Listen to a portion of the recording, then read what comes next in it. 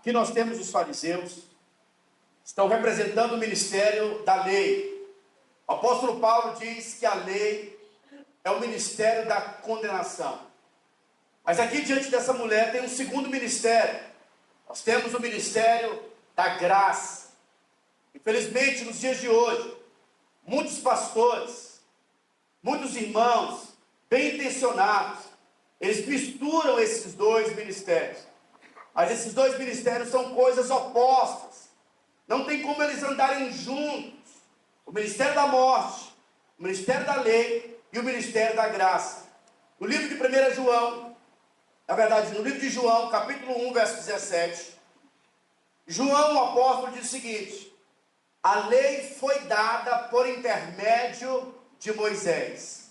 A graça e a verdade vieram por meio de Jesus Cristo. Veja isso, é muito importante. Aqui o apóstolo João está dizendo o seguinte: João está dizendo que a lei era algo importante, era algo que o povo precisava, porque na verdade, sem a lei, os homens não iriam saber o que era pecado. Paulo escreve aos Romanos, no livro de Romanos, capítulo 3, verso 19, que a lei foi dada para o homem, para que toda boca se calasse, e todo homem se tornasse culpável diante de Deus. Então, a lei, ela foi dada ao homem, não para ser obedecida, como algumas pessoas acreditam que deve ser obedecida. Não que a lei seja errada, a lei é santa, mas o homem é pecador. O homem não tem capacidade de obedecer os 10 mandamentos. Então a Bíblia diz, ora, sabemos que tudo o que a lei diz, aos que vivem na lei, o diz para que se calem, o que, irmãos? Toda boca, e todo mundo seja culpável perante Deus. Então veja, a lei foi dada para que o homem invocasse um Salvador. A lei foi dada para que o homem entendesse que ele é um pecador e que existe um Deus que é santo. Então, todas as vezes que o homem se depara com a lei não tem o poder de transformar o homem, porque a lei é como se fosse um espelho. O espelho não muda a realidade de um homem, mas o espelho mostra a realidade do homem, sem poder ajudar o homem. Então, digamos que se você tem uma mancha no rosto e você vai parar de frente ao espelho, você vai se deparar com um espelho que vai mostrar a sua realidade, uma mancha no seu rosto. Mas o espelho não tem o poder de tirar a mancha do seu rosto. Então, quando o homem se depara diante da lei, ele percebe que ele é pecador. O apóstolo Paulo chama a lei como o ministério da morte. E aqui nós podemos então nos deparar com os fariseus e os escribas. Eles trouxeram essa mulher pega em adultério. As pessoas que decidem andar fundamentado na lei são dois grupos de pessoas. O primeiro grupo de pessoas são aqueles que são chamados de hipócritas. Foi o caso desses fariseus. Eles trouxeram essa mulher que foi pega em adultério. Mas se uma pergunta a mim e a você, cadê o homem que estava com essa mulher? Provavelmente deveria ter sido um escriba ou um fariseu, e eles não levaram porque isso ia condená-los também. Então eles tinham dito no cartório. A pessoa que na verdade anda fundamentado na lei, ou ele anda na hipocrisia, ou se ele é uma pessoa genuína, ele vai viver debaixo da acusação de condenação, porque ele quer servir a Deus, mas ele sabe que ele não consegue e vive angustiado. Por quê? Porque a lei não foi dada para ser cumprida. A lei foi dada para que todo homem invocasse o Salvador. Mas hoje nós podemos perceber que tem muitas pessoas, sabe, que estão no grupo daqueles que têm a lei, são discípulos de Moisés. Mas João disse que existe também o ministério da graça. Jesus, ele é o Filho, ele trouxe uma mensagem. O Evangelho é a boa notícia.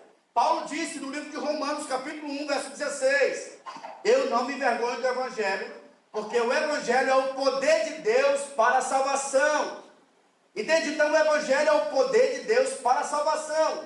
E a palavra Evangelho, no original, significa boa notícia. Mas hoje, se nós formos ali fora, ou talvez dentro das igrejas, e perguntarmos: o que eu preciso fazer para me ser salvo?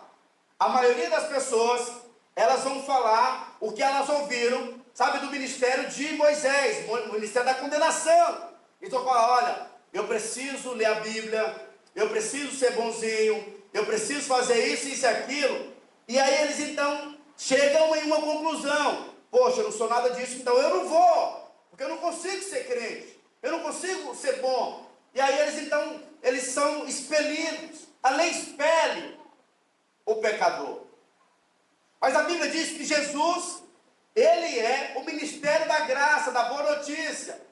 A Bíblia diz que aqueles acusadores, diante dessa prostituta, ele diz o seguinte: olha, segundo a lei de Moisés, essa mulher precisa ser apedrejada. Jesus trata aqueles fariseus e escribas na mesma medida que eles estão tratando aquela mulher.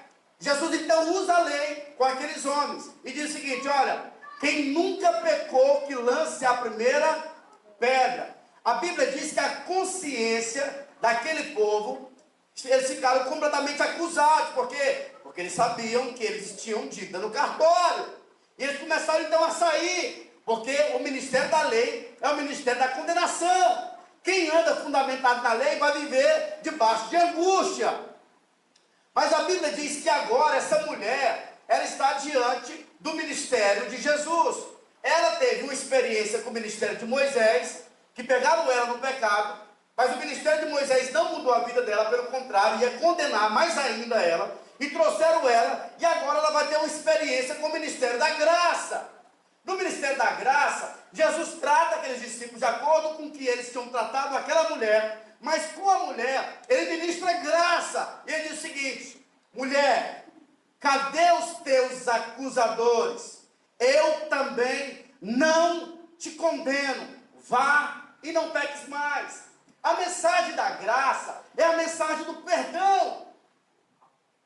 É a mensagem, sabe, da restauração. O que transforma alguém não é a mensagem da lei, mas a mensagem do perdão completo. A Bíblia diz que certa vez, no livro de Lucas, capítulo 7, verso 47, a Bíblia diz que uma mulher prostituta, ela vai na casa de Simeão, que era um fariseu. Simeão decidiu gastar dinheiro. Simeão decidiu fazer um grande investimento, fazer aquele banquete. Ele então disse o seguinte: vou chamar Jesus, aquele que é o aclamado por todos. Ele então decidiu trazer Jesus para um banquete. E sabe, Jesus gostava de comer. E Jesus aceitou o banquete e foi na casa de Simeão. E quando ele vai na casa de Simeão, a Bíblia diz que uma mulher vem e começa ali a chorar aos pés de Jesus. As suas lágrimas caem nos seus pés. Ela unge com um unguento que ela trouxe os pés de Jesus, enxuga com seus cabelos. Simeão tinha gastado uma grana, e o cara começa então a, sabe, a olhar para aquela mulher, olha para Jesus e diz: olha, se realmente, ele pensando consigo mesmo, se realmente esse cara é um profeta, como ele diz ser, ele saberia quem está aos pés dele. Ele saberia quem está lavando os pés dele. Jesus, sabendo de tudo no seu coração, no seu espírito, ele chama Simeão e me responde algo. Sim, mestre. Olha, um credor tem duas pessoas que estão devendo um credor. Um está devendo 500 mil denários. O outro está devendo 50 denários. Os dois foram perdoados. Qual dos dois você acha que se sentiu mais perdoado? Mas, Senhor, aquele que mais foi perdoado, de 500. Julgastes bem. Eu entrei na sua casa. Você não lavou os meus pés como era de costume. O anfitrião lavava o pé dos visitantes. Essa mulher veio. Ela não para de me adorar. Lavou os meus pés. Não para de beijar os meus pés. E eu posso te afirmar, Lucas capítulo 7, verso 47. Por isso te digo, perdoados lhe são os seus muitos pecados, porque ela muito amou, mas aquele a quem pouco se perdoa, pouco ama. Algumas pessoas dizem assim: pastor, é muito perigoso essa sua mensagem, falando sobre o perdão completo, falando sobre o amor de Cristo. A verdade, pastor, o senhor precisa dar chicote no povo. Mas eu quero que você entenda algo. O que transforma as pessoas não é chicote. O que transforma as pessoas é ela se sentir amada pelo Senhor. Como você não está entendendo? Amém. E aí Jesus então diz: olha, quem muito foi perdoado, muito ama. Deixa eu te fazer uma pergunta. Imagina que você é o diabo.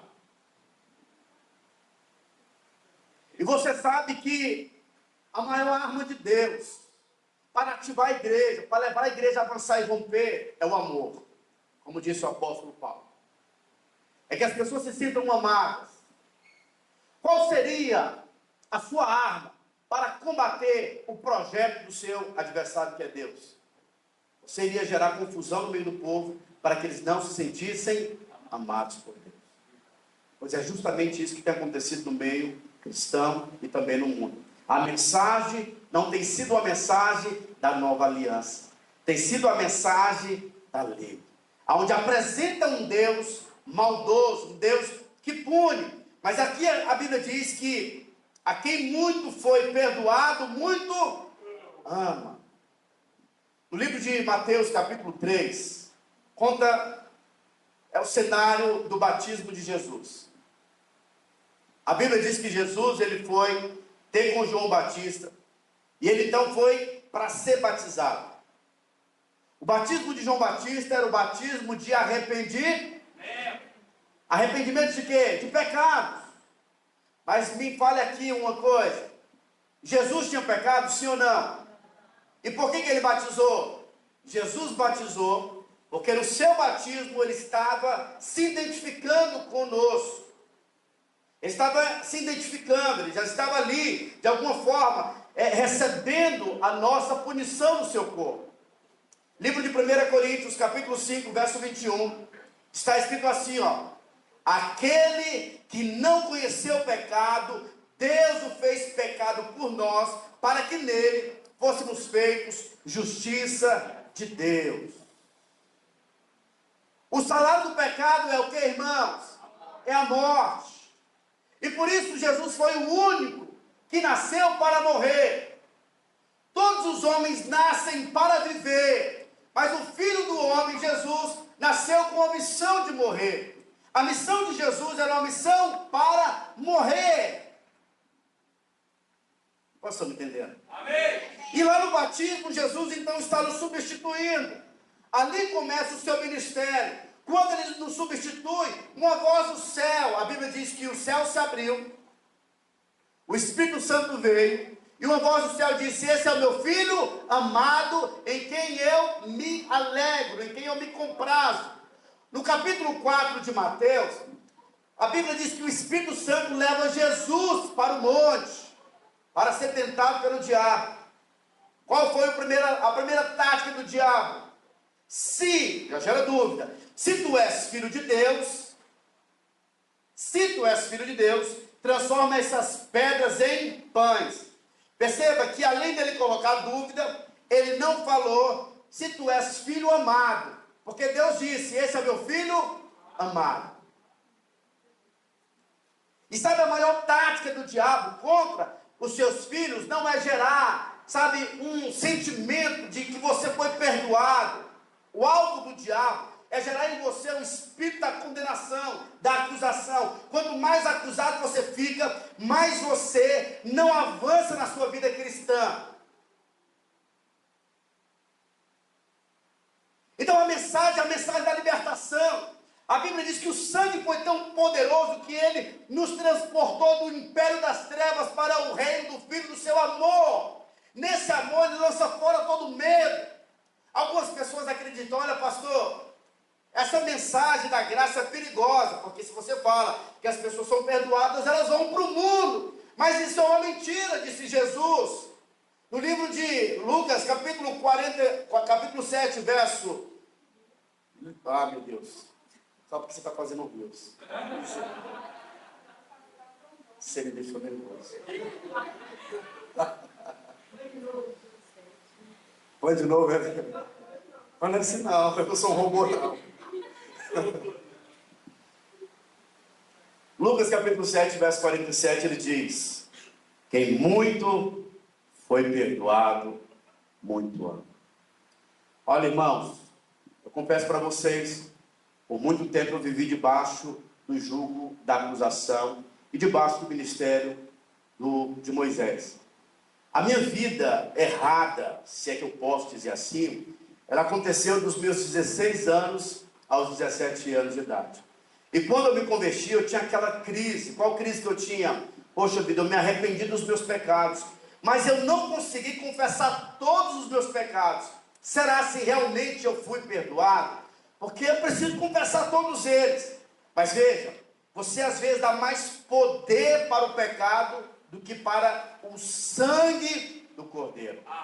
A Bíblia diz que quando nós olhamos para o sangue tem o poder de lançar todos os seus pecados no mar do esquecimento. E algo que eu tenho para te ensinar hoje é que o sacrifício perfeito de Jesus foi feito de uma vez por todas. No Velho Testamento, o sumo sacerdote, ele deveria sacrificar um animal uma vez no ano, e quando ele sacrificava o animal, a nação inteira era perdoada durante um ano. Mas agora, e a Bíblia diz que o sacerdote do Velho Testamento, ele não podia sentar, mas o nosso sumo sacerdote, que é Cristo Jesus, como disse João, esse é o Cordeiro de Deus que tira os pecados do mundo, ele entregou um sacrifício perfeito lá na cruz, e a Bíblia diz que agora, Jesus não está mais em pé, ele está sentado à direita de Deus. Sabe por quê? Porque a obra foi realizada, o sangue foi derramado. Amém. Então Jesus não vai morrer outra vez. Se Jesus não vai morrer outra vez, os nossos pecados já foram perdoados nele. Amém. Eu tive uma crise aqui como igreja, como pastor. Eu falei, Deus, mas por que os irmãos não têm força às vezes para orar, para se envolver na tua obra? Será se realmente, Senhor, eles nasceram de novo ou não nasceram?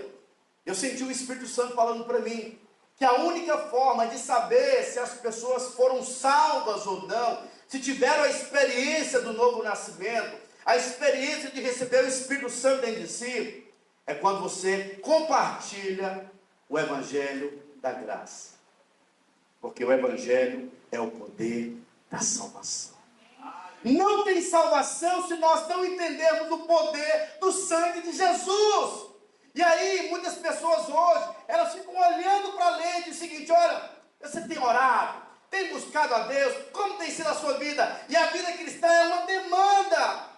Mas no Novo Testamento, o Senhor não diz, olha, adorarás o Senhor teu Deus com todo o teu coração. Na Nova Aliança ele diz o seguinte: você deve amar uns aos outros assim como eu vos amei. Amém. Ou seja, primeiro você recebe o amor, para depois você transbordar. Amém. Essa é a mensagem da Nova Aliança. Tem alguém entendendo? Amém. Então, por favor, reaja à altura. Essa mulher então estava diante de dois ministérios: o ministério da lei e o ministério da graça. E hoje, irmãos, o que mais nós nos deparamos são pessoas que misturam os dois ministérios. Mas não tem como misturar os dois. É como se você quisesse misturar as trevas e a luz. Não tem como, são opostos. A graça é a mensagem de suprimento. Na graça o Senhor diz: vinde a mim, todos vocês que estão cansados e sobrecarregados, que eu vos aliviarei. Tomai sobre vós o meu jugo, que é leve, o meu fardo que é suave, e aprendei de mim, que sou manso e humilde de coração. Eu quero desfrutar da graça de Deus, do favor imerecido. Ninguém é salvo pelas obras da lei. Ninguém é justificado pelas obras da lei. Eu fico observando algumas pessoas, elas dizem, olha, a salvação se perde. Nada contra as pessoas que acreditam dessa forma. Mas eu fico pensando, esses irmãos têm acreditado que lá no céu tem um anjo apagão. Porque quando você crê que o seu sangue, que a sua vida foi justificada pelo sangue do Cordeiro, a Bíblia diz que você confessa o Senhor com a sua boca e crê com o coração, você é salvo, o seu nome é escrito no livro da vida. E aí quando você peca, o que o anjo faz? Apaga o seu nome. Você arrepende, ele vai e escreve de novo. E a pessoa vive naquela angústia. Algumas pessoas acreditam que o pastor que é bom é o pastor que gera medo no povo, falando do inferno. Mas o que leva as pessoas à salvação é a mensagem da justificação, do Cristo que padeceu, sabe, do Cristo que ressuscitou, do Cristo que derramou o seu sangue. Paulo diz que ele recebeu a graça, e a graça nele não se tornou vã. 1 Coríntios capítulo 15, verso 10. 1 Coríntios 15, 10. Olha o que a graça gera em nós. Mas pela graça, diga graça. Graça é favor imerecido, mas pela graça de Deus, sou o que sou, e a sua graça, que me foi concedida, não se tornou vã, antes trabalhei muito mais do que todos eles. Todavia, não eu, mas a graça de Deus comigo. Eu creio na graça, eu tenho andado nesse ministério, eu tenho crido nessa mensagem, e sabe de uma coisa? Eu oriento os irmãos dizendo, olha, não quero que nenhum homem ande sozinho com as irmãs, nem de carro, se você não é casado, e nem na moto, porque nós temos que fugir da aparência do mal. Nós sabemos que o pecado ele é um processo, ele não acontece de repente, sabe? Você vai alimentando, e nós não podemos dar lugar à carne. Eu oriento os irmãos, olha, se você vai na casa de alguém, e a esposa está, e o marido não está, não entre na casa, espere o marido chegar. Por quê? Porque a graça não é uma liberação para a libertinagem, pelo contrário, a responsabilidade é maior.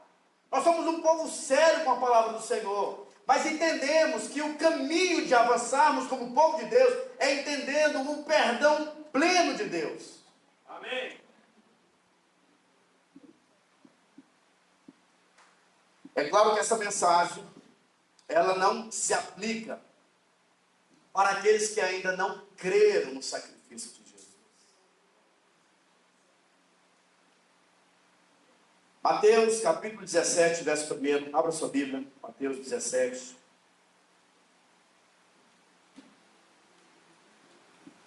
Diz assim, ó.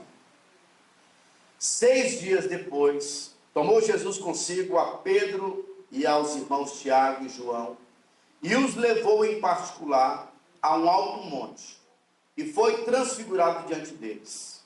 O seu rosto resplandecia como o sol, e as suas vestes tornaram-se brancas como a luz. E eis que lhe apareceram Moisés e Elias, falando com ele. Então disse Pedro a Jesus, Senhor, bom é estarmos aqui. Se queres, farei aqui 3 tendas. Uma será tua, outra para Moisés e outra para Elias. Falava ele ainda, quando uma nuvem luminosa os envolveu. E eis que vindo da nuvem, o que, irmãos? Uma voz que dizia, esse é o meu filho amado, em quem me comprazo. A ele, mais uma vez, a ele, ouvi. Mais uma vez, a ele, ouvi. O Senhor levou Pedro, Tiago e João para essa experiência fantástica. Eles iam ver Jesus transfigurado, o Jesus com o seu corpo, sabe, de super-herói, o corpo glorificado. E a Bíblia diz então que apareceu Moisés e Elias. Moisés representa a lei, que é o ministério. Elias é aquele que reforçou o ministério de Moisés. Mas Jesus estava no meio deles. E aí Pedro diz, Senhor, é muito bom estarmos aqui. Me permita fazer aqui, Senhor, 3 tendas. Pedro estava querendo comparar o ministério de Elias com o ministério de Eliseu. E a Bíblia diz que ele nem terminou de falar, e a Bíblia diz que os céus então diz: olha, esse é Moisés, esse é Elias, mas Cristo é o meu filho amado, a ele vocês devem ouvir. A mensagem hoje da nova aliança é a mensagem que nós devemos ouvir. Por que nós devemos ouvir a mensagem da nova aliança? Porque na velha aliança, um leproso, quando ele estava com lepra, ele deveria se isolar, ele ia para o vale dos leprosos. Mas a Bíblia diz que na nova aliança, um leproso vem até Jesus, e Jesus diz, o leproso chega: Senhor, se o Senhor quiser, o Senhor pode me curar. E o que Jesus diz? Eu quero ser tu curado. Aleluia. Jesus disse para a prostituta: eu também não te condeno, vá e não peques mais. Jesus disse para os seus discípulos, quando eles estavam assustados, porque Jesus tinha morrido e tinha sido pego, e Jesus então, depois que ele ressuscita, aparece para os seus discípulos, e ele diz: paz, paz seja com vocês, não tenham medo. Na nova aliança nós não podemos andar fundamentado no medo. Jesus também disse para os seus discípulos: vocês devem se espalhar, vão pelo mundo inteiro, façam discípulos de todas as nações, batizem no nome do Pai, do Filho. Vocês precisam manifestar o meu reino na terra. Essa é a mensagem que nós ouvimos. Nós ouvimos o que Jesus diz. A mensagem da nova aliança é o que ele diz. Amém. Glória a Deus. Deixa eu te fazer uma pergunta. Qual dos dois ministérios você tem vivido? O ministério da graça sempre vai gerar vida. Aquela pecadora, quando ela se depara diante da graça, o Senhor diz: eu também não te condeno. Mas se você vive debaixo de condenação, de acusação, você está debaixo do ministério da lei. Decida hoje viver uma vida em paz com Deus. Por que você tem que ter paz com Deus? Porque você tinha uma dívida a ser paga. E você não tinha condições de pagar essa dívida. Nenhum homem tinha condições de pagar a nossa dívida. O próprio Deus se fez homem. E lá na cruz houve uma substituição. Ele levou a sua dívida. E não precisamos pagar uma dívida que já foi paga. E é por isso que, por meio do sangue do Cordeiro, como disse João, no livro de Apocalipse, quando ele escreve, ele fala: olha, vocês vão vencer o maligno com o sangue do Cordeiro e com a palavra do testemunho. Nós vencemos o maligno, vencemos a acusação, falando do alto preço que foi pago. Então não queira receber as coisas de Deus fundamentadas nas suas obras. A salvação não é pelo que eu faço, mas é pelo que ele fez. Amém. Paulo disse no livro de Efésios, capítulo 2, verso 8. Ele diz que a salvação não vem do homem, não é de obras, para que ninguém se glorie. Olha o que ele diz. Porque pela graça, o que, irmãos? O que é graça? Favor imerecido. Eu não mereço, mas eu recebi. Sois salvos mediante a fé. Olha, mediante as obras? Mediante a fé. Isso não vem de vós, é dom de Deus. O que é dom? A palavra dom no original significa presente. Deus te deu um presente chamado salvação. Isso é motivo de muita alegria. Você tem que acordar sempre e dizer o seguinte: eu sou salvo. E não é por causa de mim, é por causa dele. Isso nos remete a Romanos capítulo 8, verso 36. Quando Paulo diz: porque dele, por meio dele, para ele são todas as coisas. Ele que fez tudo. Ninguém vai chegar no céu e vai bater no peito: estou aqui porque fui muito bonzinho. Porque a vontade do homem não passa de um trapo de imundícia. Todo homem é mau. E aquela cultura que é muito errada, mas que já entrou na sociedade, que diz: se não vem pelo amor, vem pela dor. Todos os homens que vêm ao Senhor vêm pela dor.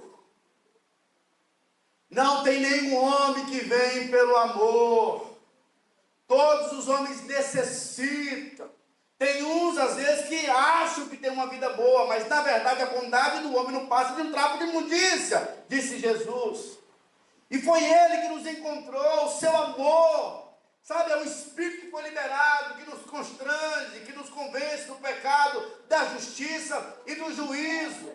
Então, tudo que nós recebemos é por causa da bondade dEle. Ao chegar na glória, nós seremos salvos, não é por causa das nossas obras, mas é por causa do grande amor que Ele teve por nós. Amém. Alguém está recebendo essa palavra? Amém. Isso é chamado de escandalosa graça de Deus. 2 Coríntios capítulo 3, verso 7. Olha que coisa interessante. E se o ministério da morte, qual que é o nome, irmãos? Gravado com letras em pedras. Que ministério é esse, irmãos? A lei. Ela foi gravada numa pedra. Se revestiu de glória, a ponto de os filhos de Israel não poderem fitar a face de Moisés, por causa da glória do seu rosto, ainda que desvanecente. Como não será de maior glória o ministério do Espírito? Porque se o ministério da condenação foi glória, em muito maior proporção será glorioso o ministério da... Mais glorioso é o ministério da justiça. João disse que o mundo está aguardando a manifestação dos filhos de Deus. Quando você entende o poder do sacrifício de Cristo, você se torna ousado. O ministério da graça nos é dado pela fé. O ministério da condenação, da lei, nós recebemos pela obediência.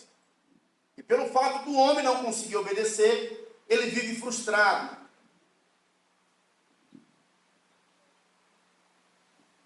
No livro de Lucas, capítulo 18, conta a história de um jovem que veio se encontrar com a graça, mas ele queria se relacionar com a graça fundamentada na lei. E ele disse: bom mestre, o que eu preciso fazer para me ser salvo? Para me ver o reino eterno? E Jesus diz: olha, bom, só existe um. Mas já que você quer uma condição para ser salvo, eu vou te dar a condição que você está pedindo. Observe a lei. Observe a lei. E ele então começa a dizer: Senhor, eu tenho observado a lei desde a minha infância. Eu tenho obedecido a lei desde a minha infância. Quais são os dois grupos de pessoas que andam na lei? Os hipócritas e aqueles que vivem debaixo de condenação. Ele estava com hipocrisia, sim ou não? Sim. Estava. Ele disse que obedecia a lei. Jesus então foi fazer um teste com ele. Qual foi o teste? Já que você quer ser perfeito, vamos para o primeiro mandamento. Qual que é o primeiro mandamento? Adorarás o Senhor teu Deus com toda a tua mente, com todo o teu coração, com tudo que você tem. Pega todo o seu dinheiro, dá para os pobres e me segue. O cara ficou com o semblante caído, triste, e ele foi embora, não deu nenhuma oferta de 50 centavos no ministério de Jesus. Por quê? Porque a lei mostra a nossa realidade. Capítulo 19, tem a história do Zaqueu, que era um político, alguém que vivia uma vida completamente errada, era um publicano, era alguém que metia a mão, era alguém que roubava, e ele então, ele vai ter com Jesus, ele sobe em uma árvore, porque ele queria se encontrar com a graça. Ele não olhou para as debilidades dele, mas olhou para o suprimento que é Jesus. E ele sobe na árvore, e quando ele passa, na verdade ele sobe, quando Jesus vai passando com aquela grande multidão, Jesus, conhecendo o coração de Zaqueu, olha para Zaqueu e diz: Zaqueu, hoje eu vou comer na tua casa. Jesus vai para a casa de Zaqueu, Os fariseus, os escribas, os publicanos dizem: como que o vosso mestre vai se juntar com pecadores? E Jesus diz: olha, eu vim para os doentes, não para os sãos. E ele então vai na casa de Zaqueu. Quando ele chega na casa de Zaqueu, constrangido pela graça, porque a graça vai gerar em nós uma responsabilidade, a graça gera em nós uma generosidade. Zaqueu olha para Jesus e diz: Senhor, se eu enrolei alguém, eu vou devolver 4 vezes mais. O correto seria devolver uma vez, mas ele está dizendo o seguinte: olha, eu estou tão constrangido que eu vou devolver 4 vezes mais, e vou pegar metade do meu reino e vou dar para os pobres. Jesus olha para aquele homem e diz: olha, hoje aconteceu salvação nessa casa. Por quê? Porque Zaqueu recebeu o perdão pleno. Quem recebe o perdão pleno do Senhor, ele vai querer dar mais, ele vai querer se entregar mais, porque quem muito foi perdoado, muito ama. Zaqueu agora está servindo, e a bênção do Senhor não é apenas para Zaqueu, mas é para toda a sua casa. Sabe, a graça vai invadir a sua casa, a bondade de Deus. Mas veja, Zaqueu não merecia. É a graça que nos constrange. Jesus não disse para Zaqueu: Zaqueu, primeiro, você pega o seu dinheiro, vai, você for um caloteiro, paga todo mundo que você está devendo, depois eu vou comer na sua casa. Não! A graça que gera arrependimento, a graça que muda a nossa mentalidade, é a graça que nos constrange. Aleluia! Vocês estão entendendo isso? Isso é comida sólida. Não estou te dando leitinho espiritual, estou te dando comida sólida. O Ministério da Graça diz que Cristo já fez tudo na cruz. A lei diz que temos que fazer e temos que conquistar. Quando nós olhamos, quando Deus cria o homem, Ele faz o homem no 6º dia, tudo estava pronto. Deus faz o homem no 6º, no 7º, o homem viu que estava tudo concluído.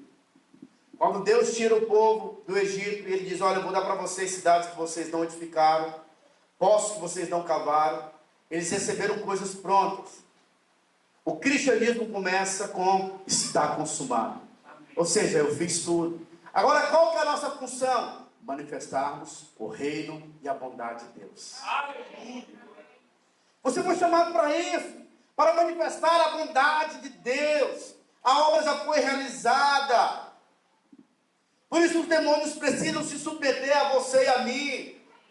Por isso os demônios precisam se submeter.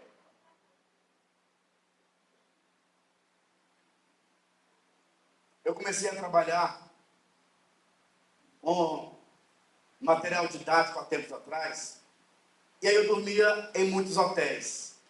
E teve uma vez que eu fui dormir na cama, eu falei: gente, quem que dormiu aqui? O que fizeram nessa cama? Na hora o Espírito Santo falou para mim: você está na nova aliança, e não é a impureza da cama que vai vir a você, mas é a unção que vai despedaçar o jugo nessa cama. E a outra pessoa que dormir aqui vai ser completamente abençoada. Há tempos atrás eu fui cortar o cabelo em um local, e nesse local, na chique, a irmãzinha que trabalha na recepção lá desse salão, ela é crente, e ela disse: olha, pastor, o rapaz que cortou seu cabelo, ele é da Umbanda. Eu falei: então ele foi muito abençoado. Tocou em mim, de mim saiu o poder. Porque na verdade essa é a mensagem da nova aliança. Como disse João, no livro de 1 João, capítulo 4, verso 4. Maior e mais poderoso é aquele que está em vós do que aquele que está no mundo. Essa é a mensagem da nova aliança. E por isso, nenhuma acusação, sabe, irá nos barrar. Quem tentará condenação contra os eleitos de Deus? Se Deus é por nós, quem será contra nós? Aquele que não poupou seu próprio filho, antes o entregou por todos nós, não nos dará com ele todas as coisas? O Ministério da Graça diz que Cristo nos libertou. A lei diz que precisamos conquistar o perdão dos nossos pecados. No livro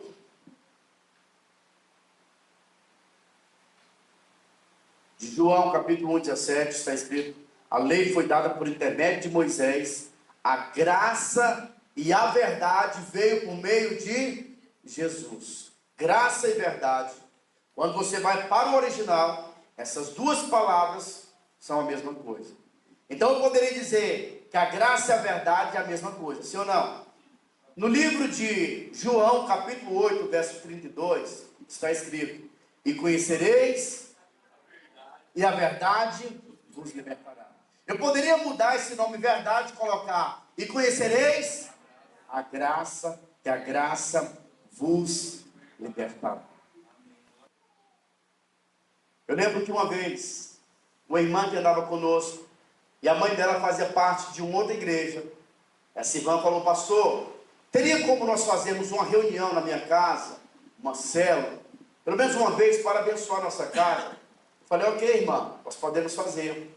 E aí, uns dias antes, a mãe dessa irmã me chamou, falou o seguinte: pastor, você vai vir aqui para abençoar a nossa casa?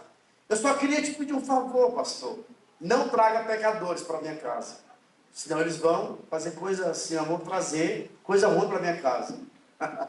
Percebe que a mentalidade dos discípulos de Moisés é que eles expelem o pecador. Mas no ministério da graça, Jesus foi chamado de amigo dos pecadores. No ministério da graça, nós recebemos, Ele nos dá. O ministério da lei exige. E nesse ministério da graça, nós recebemos. Somos supridos. O ministério da lei é uma demanda, eles exigem. A lei exige. E nenhum homem é bom o suficiente. Deixa eu te falar uma coisa, queridos. Talvez a sua vida cristã sempre tenha sido uma vida de demanda. Sempre tenha sido uma vida de cobrança, de julgo. Mas eu tenho algo para te falar. Venha para o ministério da graça. Alguém pode falar: pastor, quer dizer que a igreja videira, eles têm uma doutrina, a doutrina da graça? Não. O que eu estou pregando para você não é uma doutrina, é uma pessoa. Cristo é a graça de Deus. Cristo é a boa notícia. Cristo é aquele que liberta. Cristo é aquele que transforma. Não importa de onde você saiu, não importa o seu passado, a Bíblia diz que a graça está liberada para você, está disponível a você. Deus está te convocando para viver o melhor tempo da sua vida. Apenas desfrute, apenas receba da bondade do Senhor. Deus está te chamando nessa noite para te suprir, para que você possa ter um batismo com o seu amor. Amém. Alguém quer isso para a sua vida? Amém.